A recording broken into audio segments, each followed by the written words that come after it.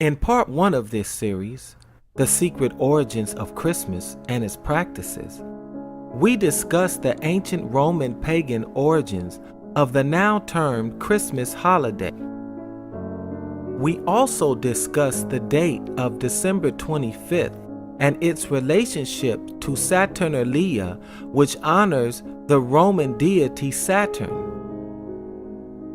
Likewise, Christmas also has ancient origins in the Mithraic rites. The now termed Christmas holiday is none other than the celebration of Nimrod and his cannibalistic priests, who were known for sacrificing children in the fire and consuming their dead flesh. Bringing you up to the modern celebration of Christmas, one cannot fail to mention the traditional winter holiday celebrated in various regions of Europe, known as Sinterklaas, from which we get the modern Saint Nicholas or Santa Claus. As mentioned in part 1, Nico means the destroyer and Los being followers. Thus, the holiday literally means celebration of the followers of the destroyer. This tradition was practiced throughout Europe, the Netherlands, Belgium, Luxembourg, Germany, Austria. Sinterklaas was well known in the former Dutch Empire, including Aruba, Indonesia, and Suriname, and is the modern origin of Santa Claus in North America. Sinterklaas, also known as Nicholas of Bari. Bari joined the Spanish kingdom of Naples, later becoming known as Aragon. Aragon was named in honor of a great enemy and killer of Moors, Alfonso V of Aragon. The demonization of your Moorish forefathers, so-called blacks, took the form of a Morisco helper of Nicholas, Zawarte Pete, or so-called Black Pete. Zawarte Pete was depicted as a Morisco. During the fall of the Moors in Spain, Moors were tortured, killed, and forced into the religion of Christianity during the infamous Spanish Inquisitions. As a result, Moriscos were Moors who outwardly professed Christianity while secretly practicing their true faith, Islam. Moorish Jews were known as Moranos. In 1491, at the last stronghold of Granada, Moors were defeated. Many Moors who could not ransom themselves were sold into slavery, thus beginning the enslavement of Moors, so-called blacks, worldwide. Sinterklaas was supposedly assisted by many so-called black helpers in very colorful Moorish dress. And now good so-called Christians of the Catholic Church mockingly dress up in blackface as Zawarte Pete and celebrate the defeat of your Moorish forefathers in Spain. So you see, the celebration of Christmas is nothing more than another holiday mocking at the demise of the Moorish nation. And now you know. Thank you for watching. Yeah, good night. This is the Culture Edge and I FM there with you next Wednesday. Yes. You know, we was very busy this weekend, going to different things and enjoying myself. One of the best part of the thing was the launch of this documentary put on by Manifesto Jamaica about some youth from the inner city who,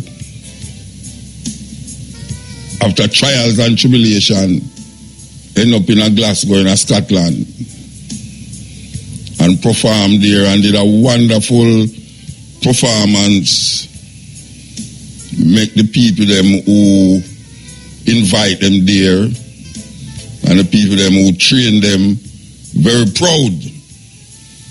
And we went to see the launch, very, very packed crowd. As a matter of fact, it's the first I got a place in a whoop yard, and I never even know say that's all, what them call it, Serengeti. I never know say I'll get the place there exists in a whoop yard. I thought going to whoop yard. Very nice, quaint, little place to keep functions. It was wonderful. So when you look Manifesto Jamaica, for really the presentation, it was great. Yes, once again, this is a Coaching Edge. Good night. You know, the other day, what them call the Christmas season. And you know, that is when the capitalists them come out to play. We just passed through an American idea. We take hold in Jamaica, them call it Black Friday. A lot of people say the Black Friday was coming off of slavery. When they had the biggest auction them on a Friday during slavery days. But them not only have Black Friday, them have Thanksgiving. You know, so that was when the Europeans came to America and almost wipe out the Native American them and take with them the land and thank God for give them the land. You know, the Native Americans don't celebrate Thanksgiving because them see it as a disrespect and a dishonor to them ancestors that some foreigners, aliens should have come in them land, take over them land, claim it, and now giving thanks by killing turkey and giving thanks to the bounty of the Americas. And then another one now named Cyber Monday. You think them easy? Cyber Monday now is where you use up your credit card online to buy things where you don't want. So they will make it as a whopper, you know. Thanksgiving, one of the biggest shopping holidays in America, if not the biggest, bigger than Christmas.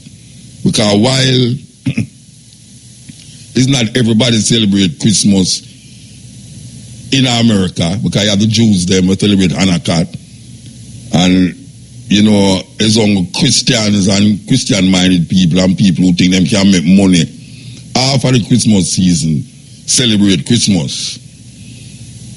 But Thanksgiving, whether you're Jew or Gentile, you celebrate Thanksgiving because you thank God for help you for rob the Native Americans them, of them land, of them water, of them air. Kill off the buffalo them and all these things and put up the head of the buffalo on your wall. Terrible thing that. So them celebrate this and continue celebrating it. And have we getting involved in it, just like how them have some niggas now we get involved in what you call Halloween. You can imagine black people that celebrate Halloween. We have enough ghosts road, we already are frightened. We must just go frighten myself again. But that's the way the cookie crumbles. We kind of do things because, you know, Steve Biko say the greatest weapon in the hands of the oppressor is the mind of the oppressed. The greatest weapon in the hands of the oppressor is the mind of the oppressed.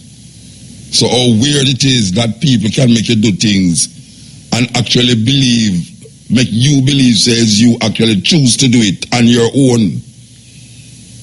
That is really what takes place. We have found ourselves in a situation where we are doing things and actually believe that the freedom that we supposed to possess allows us to do these things on our own free will, not knowing that it has been embedded in us. It has been embedded in us through all manner of ways, through the television, through advertisements, promotions, and just through history, that we as African people choose not to embrace our own things, but make others define us in for them own way. and we internalize all of what they gave us and start to become what they want us to be. Terrible, terrible. And when some people come and show us the way, they might have kill the people, them, get the people them mad or arrest them and carry them go to jail. How long will we stand aside and look? How long? It's too long now. 400 years cannot be wiped away so easily. 400 years. And it continues. But some of us survive. We survived the Atlantic Ocean. We survived the water graves of the Atlantic Ocean. We survived the torture and the pain and the anguish where our mothers drink them tears because them don't want the tears to fall upon the ground. We survived. We survived the anguish and the pain, the lynching and the burning, the whipping and the lashing, the sexual exploitation that now we have internalized these sexual exploitation and turn it and do it on ourselves. All manner of crazy things. So we don't really need another hero because so much heroes come and show us the way. That why I don't know what else. What else is going to wake up these African people and so? You know, what else? You sing song, you read poem, you do all sort of thing.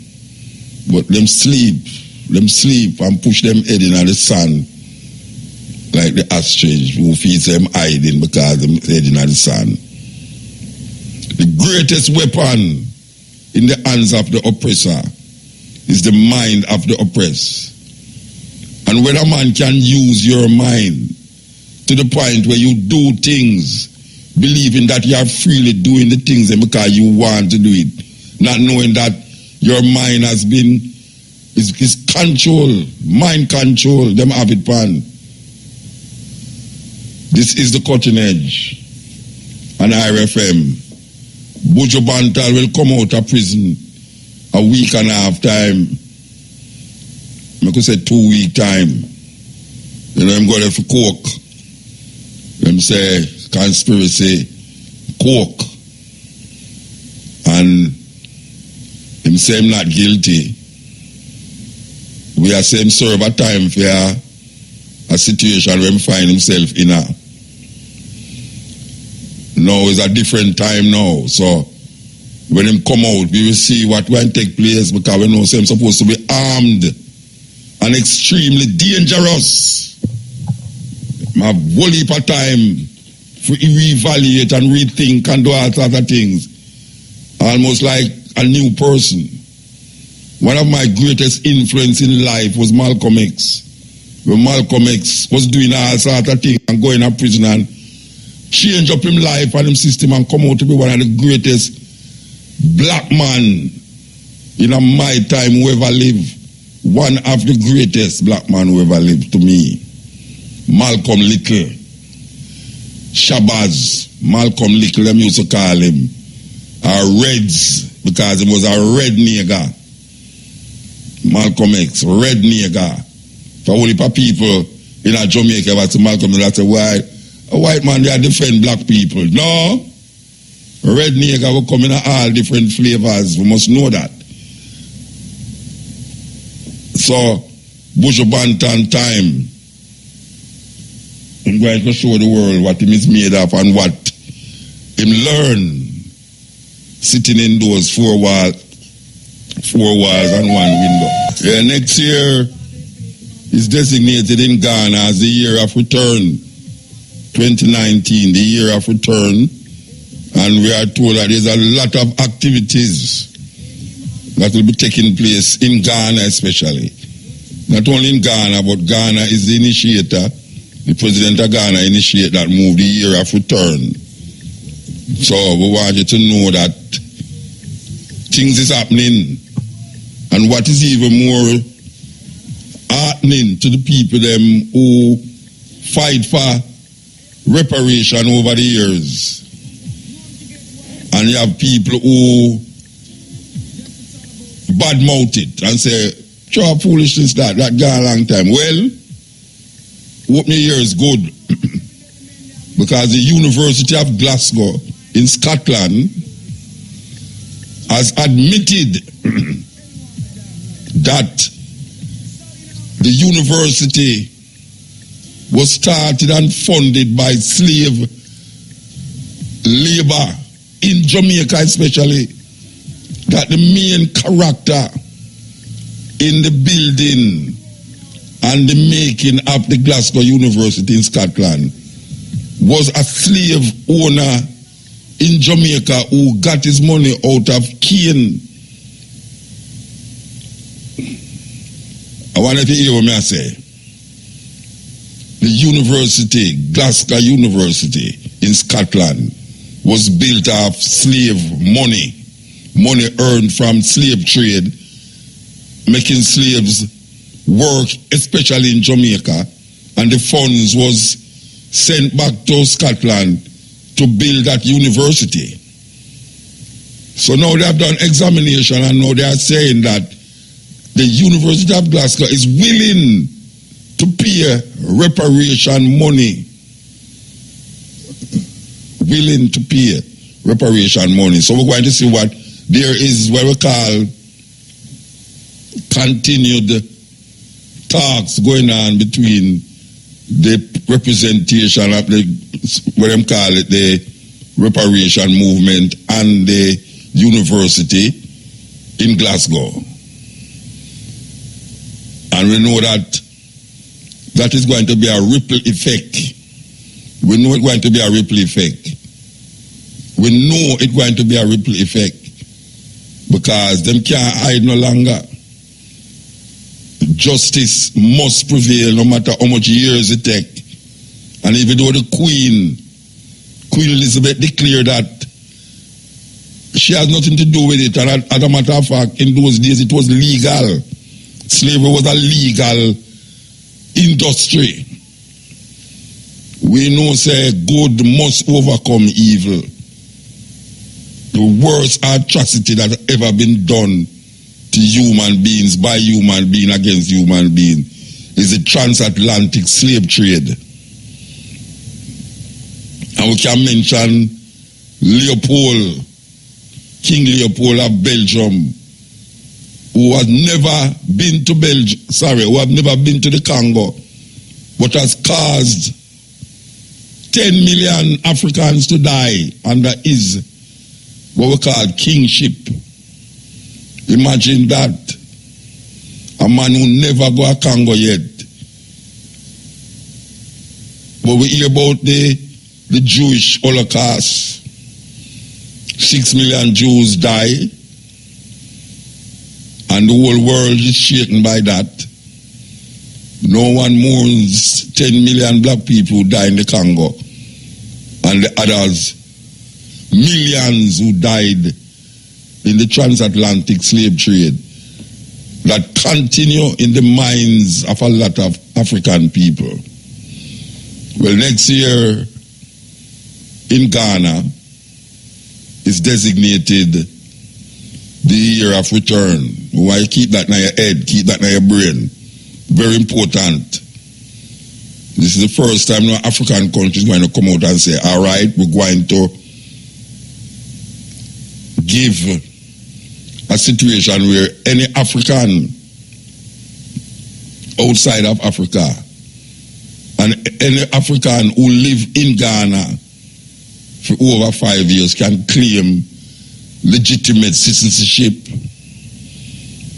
If you have been there for over 5 years, you can claim legitimate citizenship in Ghana.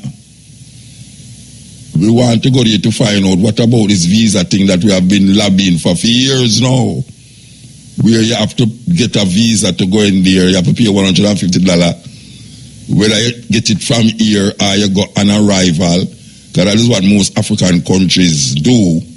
They give you the visa on arrival. when you reach at the airport, make sure you have your $150 to buy the visa. We see that happening at Senegal. We see that happening all over Africa. Visa on arrival. We see that even in Ethiopia too. But one of the things that is very impressive is that Guyana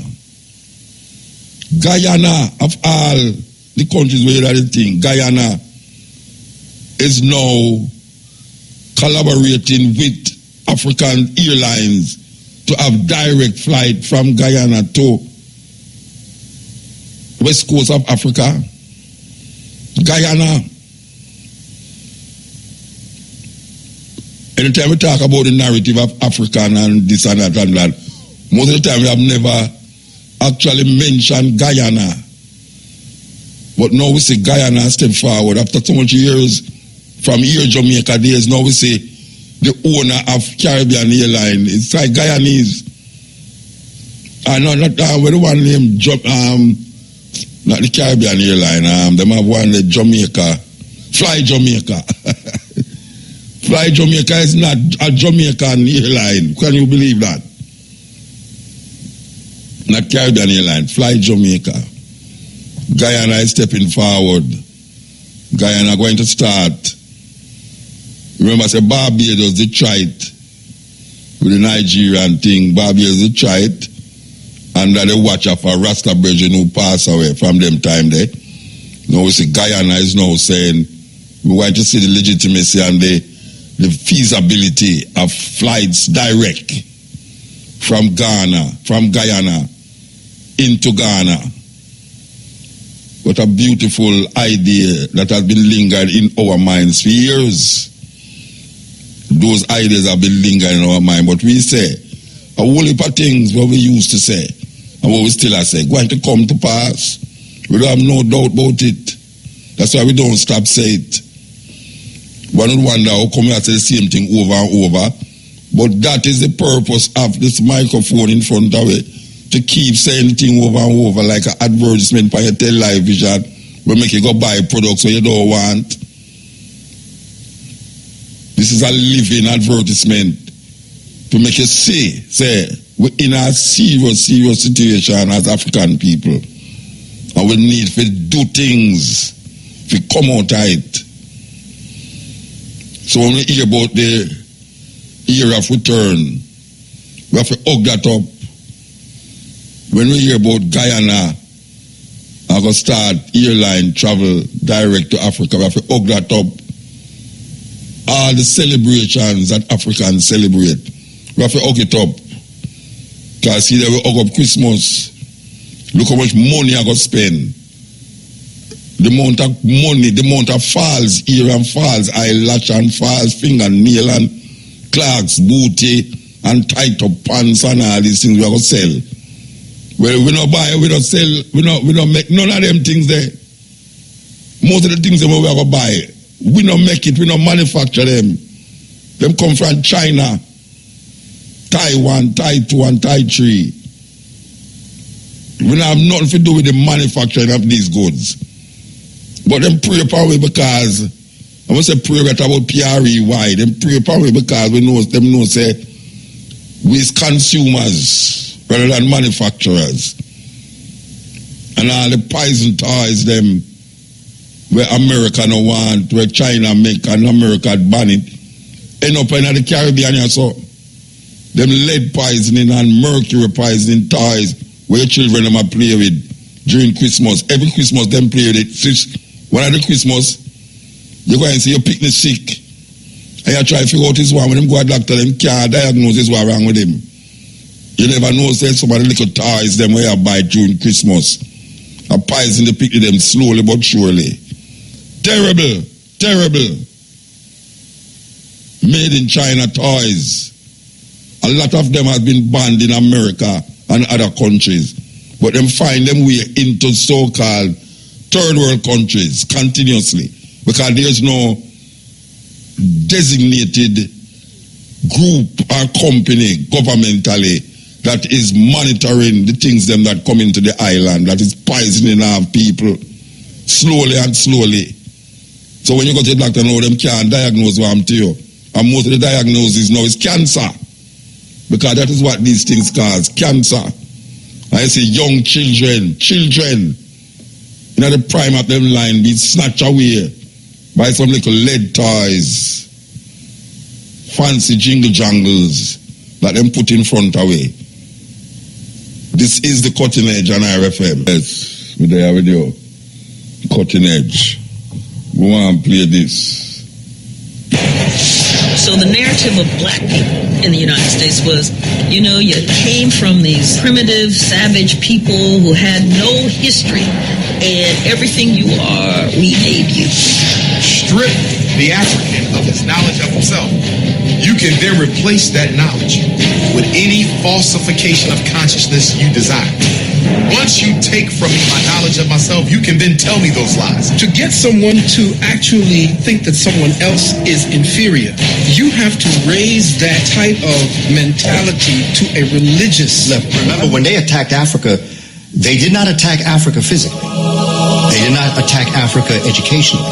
They attacked Africa spiritually. Jomo Kenyatta said when the European first came to Africa, the Africans had the land and the white man had the Bible. White man told him to close his eyes, get on his knees and pray. Jomo said when the black man opened his eyes, the white man had the land and the black man had the Bible. It's just been awful how they've did us in religion. And our people tend to think that even those who feel that they know that white Americans have mistreated us, their grandchildren or great-grandchildren still mistreating us in a lot of ways. They still believe, well, but nobody will lie about God, when that's not true. People who are trying to subjugate another people and turn them into slaves, not just physically, but mentally, then they certainly would try to teach them that God looks like me. We thought the only God we had was the one that white people gave us, which was Jesus, okay? And he looked like them. And when we saw them, psychologically, we would transfer that was deity. If it really was unimportant what he looked like, then why didn't he look like some of the majority of the people on earth? Why would he look like the people who are the minority race on the entire earth? We're not the minority. People always ask me, why do the black church not get rid of the white Jesus and put a blue black Jesus in place with a nappy head? Because black people would stop coming. In fact, today, if you were to go to Africa and talk to the children who've been Christianized, they will tell you that their ancestors covenanted with devils, and this is why black people are in the condition they are today. So turn to Christianity, and of course you turn to the oppressor's religion, and then you eat the gruel that they give you, and at the bottom it says Jesus saved you. Of course, you're conditioning that person for another 1,000 years. Christ. When you talk about the image of Christ, it is important that we no longer ascribe to the European image of Christ. Why? Because the brain is a associating organism. It stores everything as pictures. And because it is associating, if you force feed an African child that Christ is white, because the brain associates, as that child begins to grow, the brain will associate white Christ with white people. And so if white Jesus is God, then white people must also be the gods of humanity. And so guess what? The power in the painting is transferred to the people who resemble that painting. And so it is difficult to pray to a white Jesus and not in some way feel inferior to white people. And that's why when I talk to Christian ministers, I often tell them you have to change these pictures. They say it don't matter. Of course it matters. Why do you think the European went around the world and systematically altered the image of Christ in every major cathedral, every major church, every corner of the globe? Because it is difficult to oppress a people whose image of the God doesn't look like the oppressor. But when God and the oppressor look one in the same, then the people will come to believe that the oppression was ordained by God. Yeah, by that is reality, facts, something that we should have think about continuously until we understand the dynamics of the white Jesus imprinted in our subconsciousness. Serious reasoning, very serious. See, Jomo Kenyatta once said, when the missionaries arrived, the Africans had the land and the missionaries had the Bible. They taught us how to pray with our eyes closed. And when we opened them, they had the land and we had the Bibles. Do you see how swiftly they pull wool from the lamp of God over our eyes. The greatest lie colonialism ever told was that it brought God to Africa. Yes, they brought their Bibles, but they did not bring God to our lands. Yes, they brought their churches, but they did not bring God to our lands. Yes, they brought their guns, but they did not bring God to our lands. What they brought was an image made to justify the breaking of our bodies like communion bread, a false idol that to this day I still see hanging so many Kenyan homes, a frame full of blonde hair, pink and pale skin, eyes, a light blue piercing enough to draw blood, to have already drawn blood. Yes, poem from Kenya. This is the Cutting Edge on RFM. As we say continuously, we're going to continue the journey. What we are witnessing at our borders with black and brown families today is not who America has become. This is who America has always been. We have been here before. I know it feels brand new, but it's not. America snatched indigenous children from their families and their land in the name of God. America enslaved African-born children from their families for subjugation and control in the name of God. America snatched Japanese American children from their families, ruled by fabricated fear in the name of God. America snatched 250,000 predominantly black and brown children from parents who are caged in a prison industrial complex that is too profitable for the few in the name of God. And let us not forget, America sent back fleeing Jewish refugees back to their death in the name of God. America snatched over 30,000 children and caged them in juvenile detention centers where we would rather incarcerate than educate in the name of God. America has been here before, and here we are again, declaring ourselves to be one nation under God, and yet daring to curse that which God has blessed. Who is this God whose name we declare as we legislate evil in God's name? We must always remember that this is not as much about safe immigration policy as it is about separatist ideology. When our leaders use scripture to legislate hate, they do not speak on behalf of God. The misappropriation of Romans 13 was not strong enough to uphold slavery, and it is not strong enough to uphold this current evil. There is a higher law than that made by man, and that law is love, my friends. People of faith must lead with love. People of faith must legislate with love.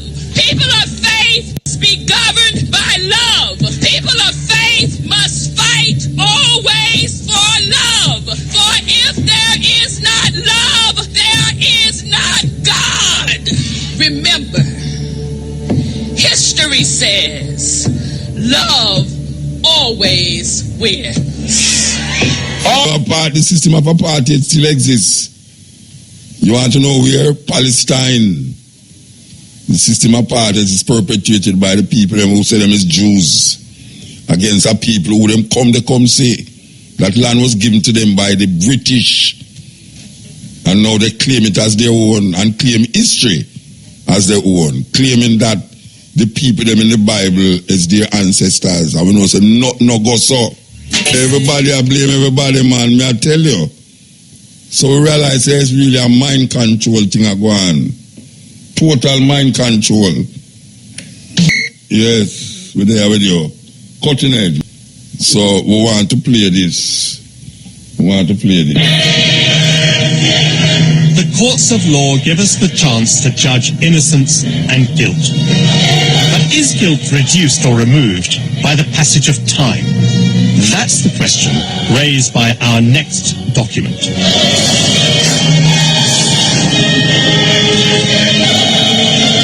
For more more than 300 years, European merchants forced Africans onto slave ships and transported them across the Atlantic Ocean.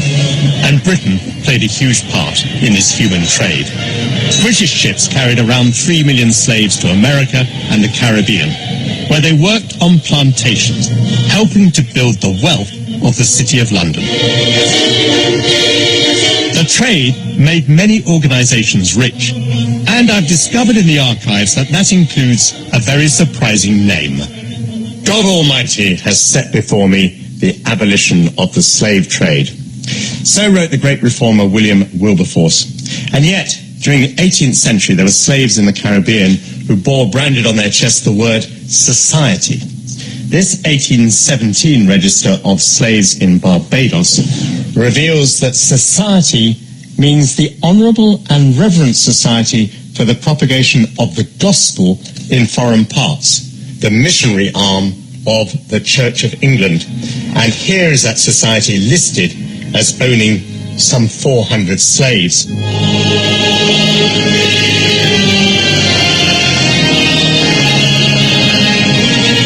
Listed here, then, is every man, woman and child owned by the society.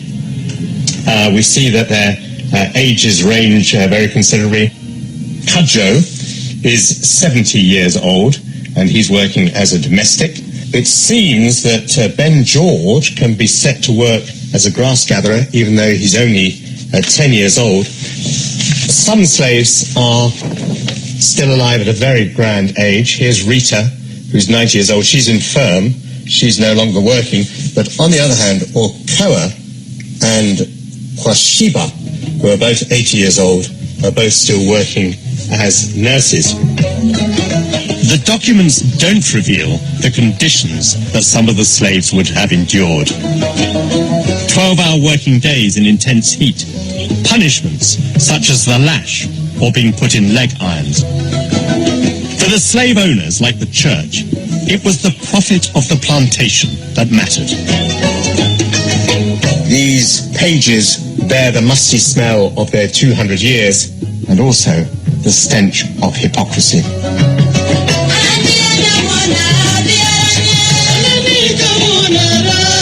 Today we can still see the wealth in our capital constructed on the foundations of slavery. The Corporation of London had its seat in the magnificent Guildhall. Sir William Beckford made a fortune from slave plantations in Jamaica and was twice Lord Mayor. William Beckford, the Lord Mayor, might have been focused on profit, but the church added a moral purpose to slavery. They recognize that slavery is problematic, but they also recognize that these slaves, the Africans, come from this dark continent, and therefore they need to be civilized. And slavery, while not perfect, provides an opportunity for bringing Africans into the body of humanity. Does the Church of England succeed with this mission of civilizing the slaves? It's a complete failure. They failed to convert the numbers that they had hoped to, partly because Christianity provides a point of resistance for slaves. How do you resist this terror? Well, you refuse to take on their religion. They brand slaves with hot irons as a sign of ownership, and they flog them to death, and they also sell them off when they can't work anymore. So they don't treat them any better than slaves on any other plantation? That's what the historical documents suggest, that the Church of England plantation is no different to any other plantation. Glory, glory, hallelujah, when I lay my burdens down. The international slave trade was abolished in 1807. But it wasn't until 1833 that Parliament outlawed slavery as an institution. Compensation was paid, not to the slaves, but to their owners. Documents show that for freeing its slaves, the church received nearly £9,000, a fortune at that time. We have in Britain today a history of churches, of church buildings that are built on the blood and sweat and brutalization of Africans. Old pirates, yes, they rob I, sold I to the merchant ships. Many In 2006, the then Archbishop of Canterbury apologized for the Church of England's role. But neither it nor the state has met calls to pay reparations. Its historic actions clearly weigh on the conscience of the Church of England. REFM, thought-provoking, always smoking, lyrics like a bazooka. You are listening to Mutabaruka.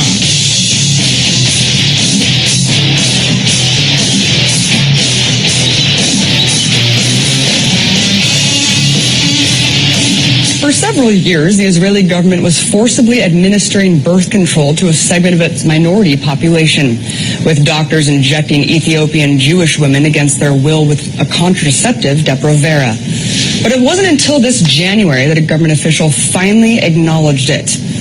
One investigative journalist who interviewed 35 Ethiopian immigrants found that they were being intimidated and threatened into taking the shots, while being told that they were merely inoculations. Now, many speculate it was all part of a deliberate attempt to restrict an expanding minority in the country. You see, over the last 2 decades, Israel's experienced a significant influx of Ethiopian immigrants. There are now being close to 130,000 living in the country. And while the government has finally put an end to this inhumane, insane population control tactic, the story has shed a light on a dangerous contraceptive that's now being pushed and administered on women of color all over the world, including right here in the U.S. So here to talk about the use of Depo-Provera and how this is targeting minority populations in both here and abroad, I'm joined now by Randy Short, President and National Spokesperson for the Anti-Depo-Provera Clergy Coalition. Thank you so much for coming on. Thank you for having me. So Israel allegedly put this to an end. Can you talk about what you know about the health effects, though? Because obviously women were being administered this for years without knowing about them. Well, the drug was first patented in 1959. By the middle 60s, there were a lot of unethical experimentations done, in particular the Grady Clinic study in Georgia on poor black and poor white women. God knows how many people died. This drug did not get approved until 1993-94, but during that time that was used on women all over. The effects of it are serious. Excessive bleeding, osteoporosis, breast cancer, cervical cancer, heart attack, stroke, ectopic pregnancies, excessive weight gain, which can lead to type 1 or 2 diabetes, short or long-term infertility, maternal death. It strips the epithelium, the inner part of the woman's womb, making her more susceptible to all STIs and STDs. Therefore, doubling the chances of getting HIV, AIDS, chlamydia, HPV, gonorrhea, or syphilis. And there are other things that bothers the mental health. One of the things that's come to us, that the group that I work with, the Rebecca Project, is that many women are telling us that they've had mental problems. The FDA in 2004 was so concerned about the dangerous nature of Depo-Provera that they issued a black box warning, which is the most serious warning that can be issued by the FDA about how dangerous this drug is. And despite this warning, this black box warning, it's still being administered under multiple agencies to multiple countries around the world. Yes. Who is administering it? Why? And where? Well, it's being used primarily in non-white countries.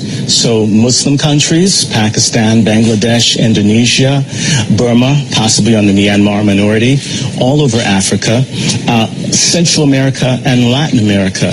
And of course the United States, depending on whose information you look at, it's disproportionately used on African American women. Who's doing it? Planned Parenthood is one of the big purveyors of it.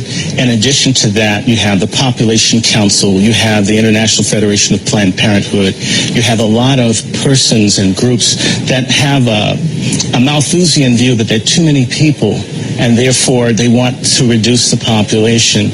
They know this drug is deadly, it's cheap, and it makes huge profits for the parent maker, which is Pfizer. And USAID is also one of the agencies as well. For 47 years, it's been an unofficial policy of the USAID Office on Population to use or to send abroad dangerous, unsafe, untested, or unapproved drugs And you said that this is being obviously disproportionately affecting minority populations. Yes. If they know that it's deadly, why would they be administering it to minority populations? I mean, what is really this all about here? There are too many non-white people. If you look at a gentleman by the name of Dr. Ravenholt, who was head of the USAID Office on Population from about 1966 until 1979, he was able to first convince President Johnson that it was in the national and commercial interests of the United States that 1/4 of the women in the developing world be sterilized. So there's some sense that if there are too many black or brown people, that somehow their needs will conflict with the capitalistic, imperialistic aims of the United States and its allies. And there's been multiple lawsuits against Pfizer for the detrimental health effects from this drug, but they seem to be getting away with it and seem to keep, direct-to-consumer advertising. Well, how are they doing this? Well, they're making a lot of money. The U.S. Department of Justice has sued them in the last 10 years and fined them about $6 billion. But if you're making billions and billions, it's the price of doing business. But you have to understand, the people that are being steered towards this drug are poor. They lack education and legal representation, and they're being tricked, so they don't know. Now, you have to understand, Pfizer lost in Canada. They've lost in Europe. But they go to countries where they can't be sued. You can't sue from Nigeria here. You can't sue from Mozambique here. So you can go to countries where you either have a corrupt government structure or they're coerced, or should I say they've constructively manipulated into having this drug as part of their international foreign aid. Do you see what I'm saying? So the women become just chess pieces in a Malthusian eugenics game. And so you think this goes beyond just a corporation making as much money as it can, pushing it on as many people as it can. You think it actually goes down to, this is a modern day form of eugenics, I would say. And genocide, yes. And it's happening here in the U.S. as well. Yes, it is. Well, that's very shocking, and we'll definitely follow up with this story. Very disturbing. Thank you so much for coming on. Right. Thank you for your time. Randy Short, President, National Spokesperson. And REFM, on human rights. thought-provoking, always smoking. It's the culture that, when we are talking about reparation, that is necessary for help to level up the playing field in a little way. A whole heap of black people don't really want you deal with that, because they must say, we're gone by the morning, can't go good evening. They must say, things gone bad already and we have to move forward. Anybody who say that to you don't understand what the meaning of reparation. So I am imploring you to go and look in your dictionary what reparation means. And the murder and brutal killing of millions of African people do have no time limit on it, where you can say that gone long time, so nobody cannot be held responsible. There must be some responsibility taken by the people who did it.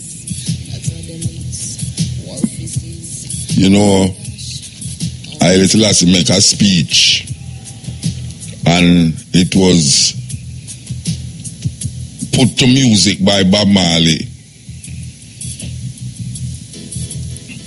Haile Selassie say, until the philosophy that all one race superior and the other inferior,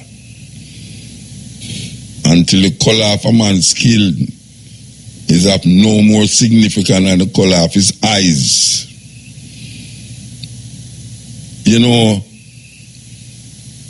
Year in, year out, we examine the speech and we say, when Haile Selassie say, until the philosophy that all one race superior and the other inferior, what is that philosophy? We declare that the philosophy of white supremacy that perpetuate and maintain racism, the philosophy is racism, white supremacy, that philosophy that hold one race superior and the other inferior. We did not create that philosophy. We were victims of that philosophy. So in the end part, I just say, until that day, we Africans will fight if it is necessary, because we are confident in the victory of good over evil. Until that day, we Africans will fight if it is necessary, for we are confident in the victory of good over evil. So we echo those sentiments that was said many years ago by Haile Selassie I, that we Africans will fight if it is necessary, because we are confident in the victory of good over evil. And fighting don't necessarily mean guns and bombs, but then we're not going to left out nothing.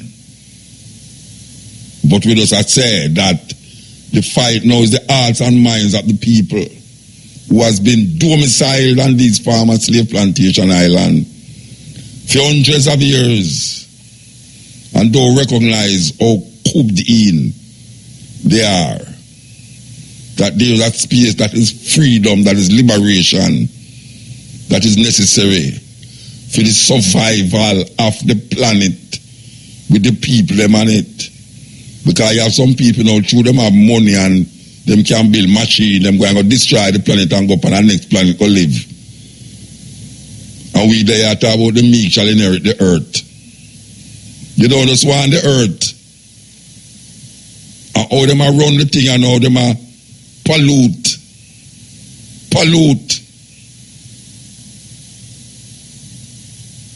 What are we saying to ourselves and our children about the ignorance that we continue to give and offer ourselves and others?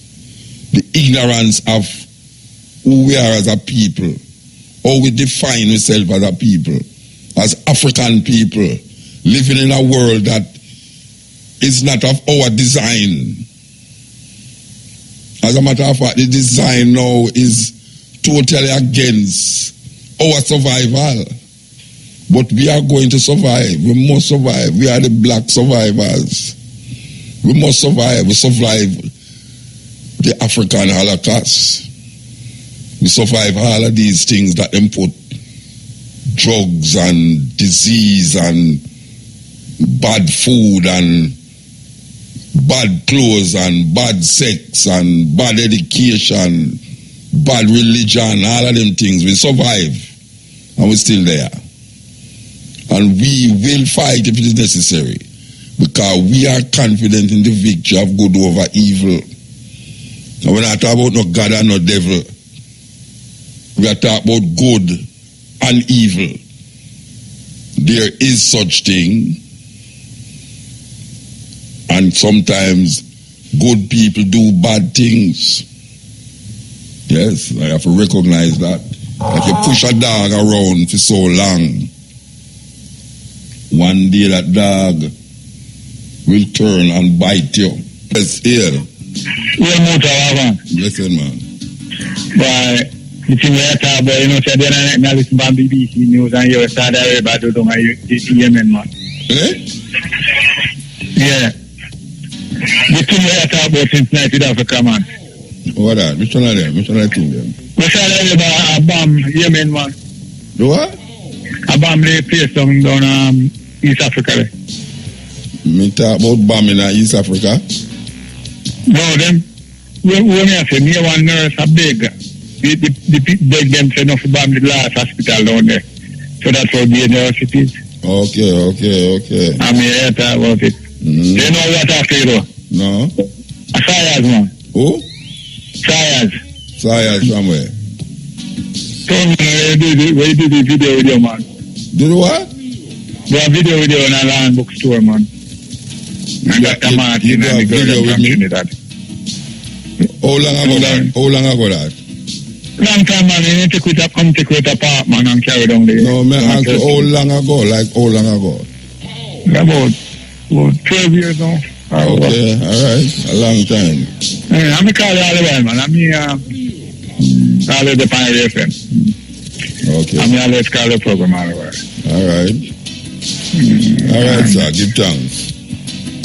So, you know? Yeah. Now big up you. Now big up a shop in a Christiana. That, you know again. What's that name again? What's your name? Yeah, big up a shop. Eh? Daya. Yeah, now big up Daya shop in a Christiana square. Then we're not big up Naya instead of big up Naya in the shop, yeah. We're not big up Naya instead of big up the shop. No, try them with the right now, have a think. Yeah, well, yeah, big up. Yeah, man, big up Naya, man. Yeah, man, I play all up the place. Yeah, man, if you big up Naya, you can't big up Naya shop. Yeah, man, yeah. Yeah, all right, sir. Give thanks. Yeah. I'm big up Panty and Grace, Benston. Big up, wait, hold on, you big up who? Panty? Pampy. Okay. Pablo, okay, all right. Another is called Pampy. Yeah, all right, sir. Give thanks, yeah? Yeah, big up yourself. Never listen to your program,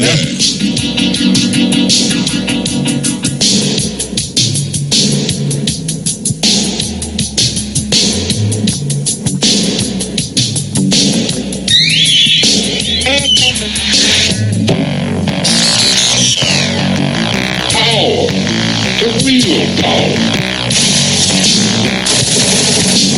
Power.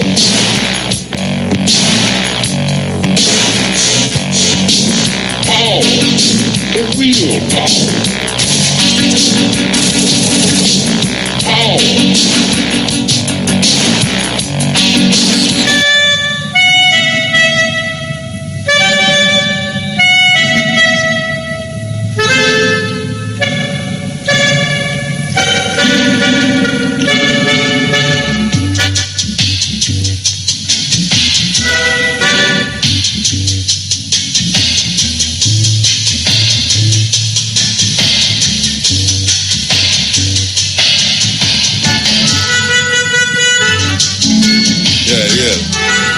Greetings, Muto. Yeah. Muto? Yeah, blessed. Greetings, how you doing? All right. You hit the nail on the head with this thing today, right? So which one of the thing then? The one about, they should change to Jesus, right? So, like, I was asking somebody, why we don't get rid of this white Jesus? Like, it don't even, like, connect with us as a people, right? And they're like, no, they can't do that because, it's just a way, to keep people down. But like my reference is like Buddha. Buddha was from India. The Chinese took him, but Buddha looked Chinese. You know what I mean? When the Chinese take him, look Chinese. When the Indian have him looks Indian. Exactly. So why we can't have a black Jesus? Because them sure we say it can't go that way. It's white. Give it, so it's white. It have to be. And we still continue to insist to deal with it that way there. Well, but them a come round, Once I come round, them a come round. It's slow, but them a come round. Okay. Yeah. Well, just listening to it, that made me think about that, Of course. We should really make him in our own image, Of course. Because, like, we're black, so, And furthermore, if he really did exist, he would be black, not white. Yeah, well, that way I said, the bit of which part the story take place, it would definitely not be white. Exactly. So, but keep up the good work, Muta, and the program is awesome as always, Hello? Tell me where you're calling from. Kingston. Oh, which part of Kingston? I'm off Barbican Road. Okay, all right. Give thanks, yeah? All right, yeah, man. Yeah. You still there? You know, listen to the tune. To speak. Wait, I wanted this brother here, Rasta. Me I play the tune for the man and the man listen to the tune. I feel this jack on the radio. You can't call but a whole tune like this and meanwhile you're on the phone interplay, So, yes, EL. EL, Muta. How you do, man? Dingo, how you do? Yeah, well, go on. Quickly. I want to highlight the case of Cherry Johnson's daughter, who was suspended from St. Michael's Roman Catholic College in Bermondsey, South London recently, and called a racist, and will be put in class isolation for 2 weeks when she returns, because she reposted a text that said 37 million people died during the European World War I, but 60 million died during slavery. Why should I care about remembrance when they can't show any respect for us during Black History Month? The school says she will be expelled from the school if the family goes to the media. So I, the Mandingo, I'm saying that I am one of the media, and I am making people know what has happened. And I'll keep you posted as to further developments, you know. And for people interested, they can phone 0207 237 6432 or email contact@stmichaelscollege.org.uk and head the emails as for the attention of Mrs. V. Ferguson. Yeah, man, this is the kind of, racist kind of thing that... So this is in a London... subjected to. In a London it happened? Yes, in Southwark, the borough of Southwark, in Bermondsey, South London. And Bermondsey is a racist, very racist area, you know. I mean, the whole country is, but, you know, you have some areas more than some, you know, for real. Yes. So we are going differently now. We are going differently in England now. We are going differently is that on the same thing with racism. A lot of our people have gone to prison due to racism, not because they're guilty, but racist injustice. And there's a case of a brother originally from Grand Spence, St. Andrew, Jamaica there, by the name of Baker.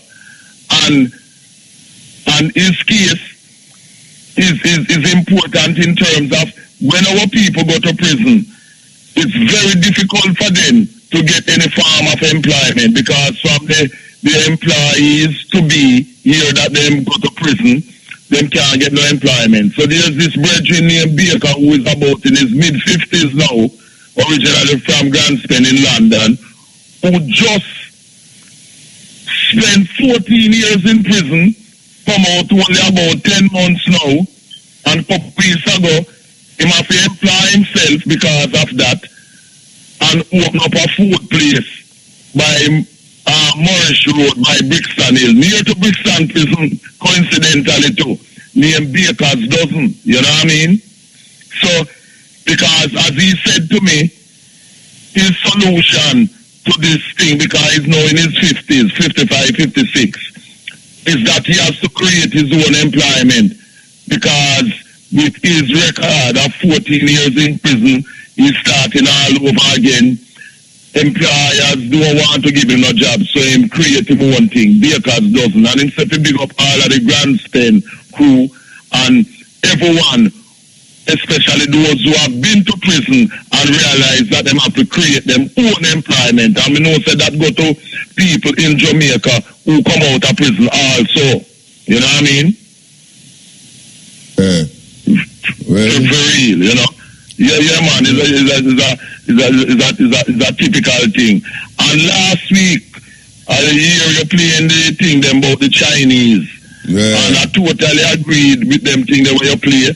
And I have to say where that is concerned is that I, Mandingo, I am totally and absolutely against the building of any Chinatown in Clemanas, St. Catherine, my native parish, or any part of Jamaica. Totally against that. And it's the same reason why a few years ago I had written to Prime Minister Portia Sims at the time saying that we don't want no Chinese have no goat islands, have no military base and thing. And I did that, you know. So we, as Africans in Jamaica... Well, them give them more than goat island, I know. Them give them more than goat island, I know, because the Chinese is about to invest over $10 trillion Jamaican dollars in Jamaica, and nobody not asking how come them so generous. 10 trillion dollars. No, I know. I say, how come nobody now question this idea? Why is it that the Chinese come to a little island like Jamaica and is going to invest now? Pantapa where them invest already. Over 10, not 10 billion, me say no, not 10 million, me say no, 10 trillion US dollars. Yes. Sorry, not US, 10 trillion Jamaican dollars. Why is it that are they investing such large sum of money in a little island like Jamaica? What is going to happen? Because they want to use Jamaica as a colony, as a springboard.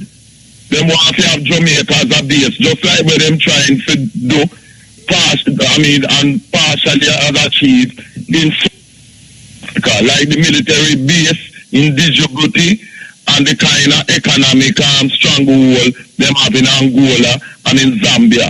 And we as Africans in Jamaica, the majority of the population, 90% and more, we must not allow no Chinese colonialism of Jamaica. No way at all. This is how Marcus Garvey and Queen Mother Nana and others fight for, and Samsha. See? Not from one form of enslavement by Europeans to another form of enslavement by no Chinese. And no guys. You know what I mean? Yeah, I don't know if the leaders them understand the whole implications of this thing. I don't think them understand it at all. No, well, that's why we have to keep on letting people know that. And we don't want no Chinese come settle under the guys both say them are come as workers. As workers. We have enough workers in Jamaica to build things. You don't need not so much Chinese, but that is what them do. Them bring them excess population to settle and take over in other people's country. Yeah, them call it we must not allow this to happen in Jamaica. Them call it secular colonialism.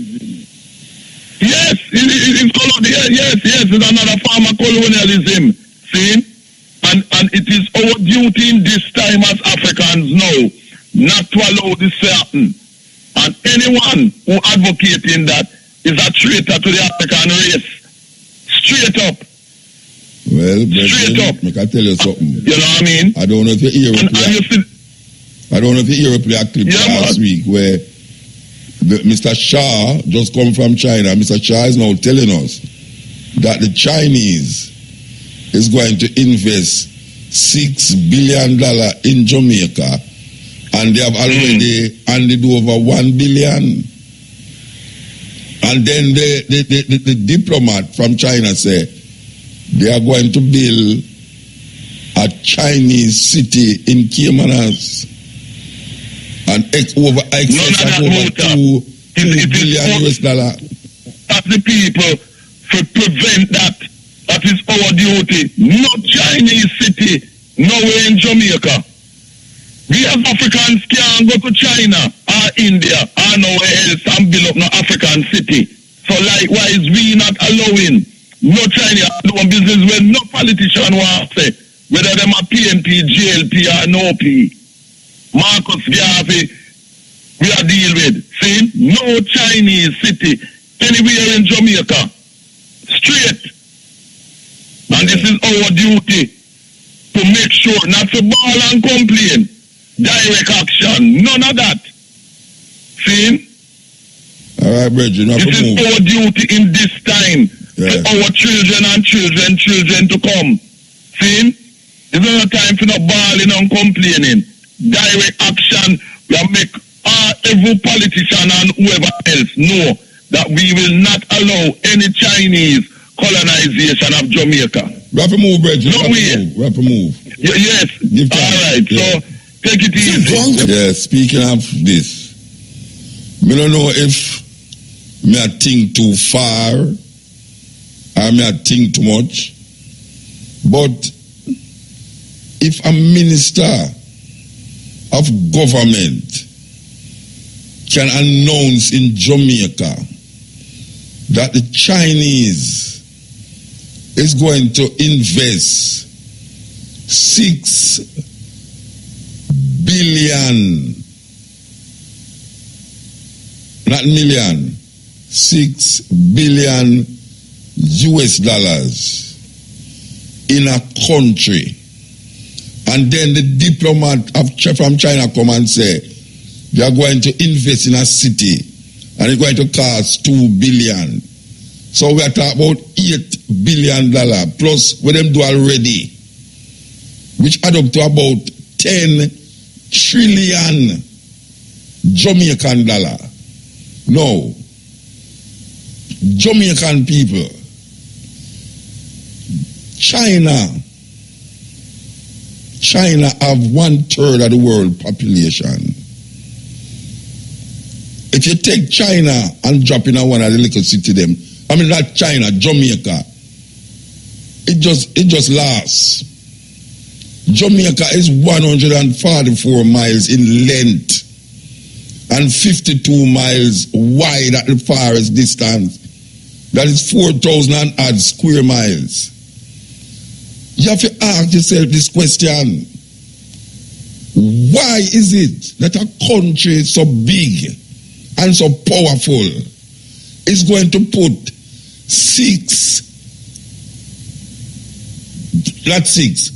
10 trillion, we're not talking about no billion, a million. Why is it that a country as large as China is going to invest $10 trillion in a small little, minute little island thousands of miles away from China? What is it that they intend to get out of it? Because investment is that you're putting in to take out, you're putting in to get. Nobody invests in something and don't see that it's not going to come back to them, investment not going to come back to them. You tell me, say, our government, our politicians is so fool and so stupid to really look into this thing and say, a country will invest trillions of dollars in a Jamaica. That is beautiful. That is wonderful. That is not going to put Jamaica, we are head of the other Caribbean islands and maybe even head of some of these so-called first world countries. That is going to put Jamaica in a first world state. And the Chinese going to put Jamaica in a first world state because them love Jamaica, them love the sunshine, them love the reggae music. That is why them doing it. The Chinese is falling in love with Jamaica so much that we know we're going to say, boy, Chinese, them love we. Them love Jamaica, them love the sunshine, them love our beer, them love the mango. I mean, really, it has to be one of the greatest and stupidest move any politicians ever make in a Jamaica or the world. Why China would have invest $8 billion in a Jamaica? What them expect to come out? What if you put $8 billion in a country, this is part of how people sell things, If you buy things for $10, you're going to sell it back for $20, If you buy things for $100, you're going to sell it back for $200 because you want to make 100% profit by your money where you invest. You are telling me, say, the Chinese are going to invest $10 billion in a Jamaica. Where am I going to get a profit of $10 billion from $10 billion? Where am I going to get it from? This is a madness. Because them know, say, if you default on these loans, all them going to do is claim your land, claim your power supply, claim your tree them, claim the airspace where you have, and eventually claim the people them. Because now them going to have authority to come put them army down here. Them going to have a police force down here. Them going to bring all of the people them, just like how Columbus, when Columbus couldn't find nobody, to come at the so-called New World with him in a Spain. When him realized them have the 3 ship them, and him say, but the good sailors in Spain never want to come. You know where Columbus do? Columbus go in at the prisons and take out all of the degenerates of Spain and promise them gold and land if them go with him. So Columbus ship full up of peer thief and murderer and criminal and rapist, and them come on here so. And them come on here to come kill off the Tainos. And you are tell me now, in all sensibilities, that China are going to invest $10 billion in a Jamaica and really expect Jamaica, expect them to earn $10 billion upon them $10 billion, which is would add up to like $20 billion, which gone in the trillions. Gone in the trillions of Jamaican dollar. Who are going to pay back all them? Who are pay them? What are they going to do to get back that investment?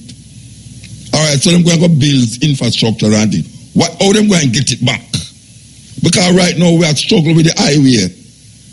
Where we suppose, them says, Jamaica supposed to don't pay it off in a 30 years. What is it that we have to offer this investment? What is the profit margin? What is the deal that will be made when Jamaica falter upon all of these investments? When Jamaica falter, them going to take over and control things. Blind is blind. You know what I'm saying? The kingdom of the blind. The one-eyed man is king. But guess what? It's not even one eye them people have. Them have no eye at all. Because there's no way on earth. No way on earth a man can go show me papers to show me, say, a man going to invest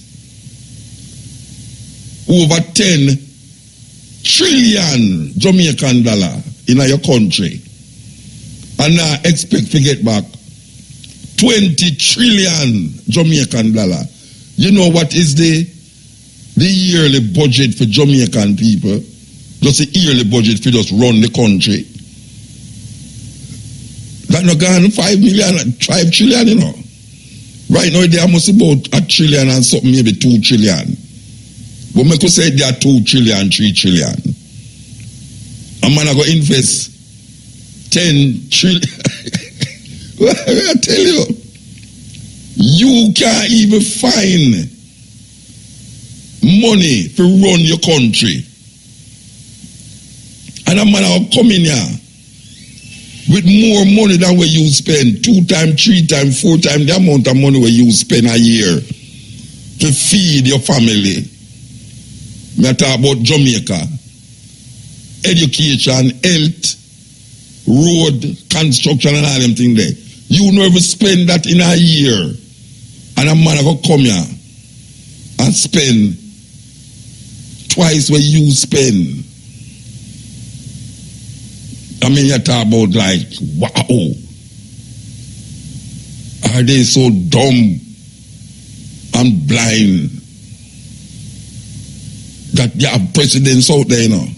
You have presidents out there, and usually when you want to figure out certain things, if you have an example to go by, you're liable to have a more footing to understand the whole thing, principle of the thing. But I hear the minister, Mr. Shah Abbas, say the Chinese are going to invest $6 billion in a US dollar in a Jamaica, them give over 1 billion already in investment. What the hell is 1 billion? What 1 billion are going to make? 1 billion US dollar they will make the highway over there, so. So when them done build them city, and build them that, where the hell them going to get back that money from? What them going to do? What is the plan in a them head? Or in a them self? I say, well, we know that the Jamaican people can't pay back that. We know that them can't pay back their money there. So you know what we're going to do? we done sign something with them for a long time in China. Because Porsche go there, and now this man go there.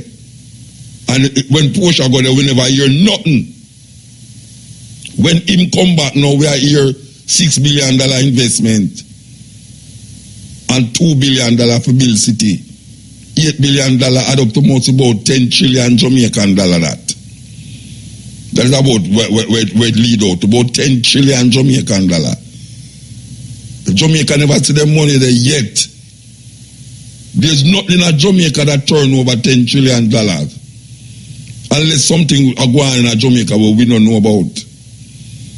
Something are going on in Jamaica what we don't know about. So look more you talk about squatter. You talk about squatter land. 700,000 people in Jamaica live on squatter land.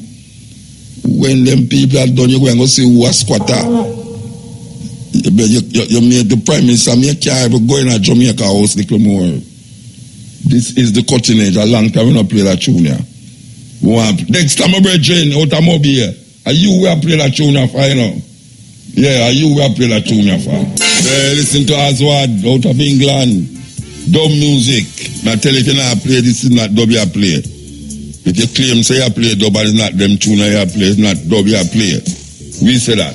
Okay, so we give thanks. We give thanks for you stay here with me until now. You know, we will be back here from 2 to 5:45 with the stepping razor, the art of war. We hope that we have done something to stimulate your consciousness, to awaken your sleeping brains.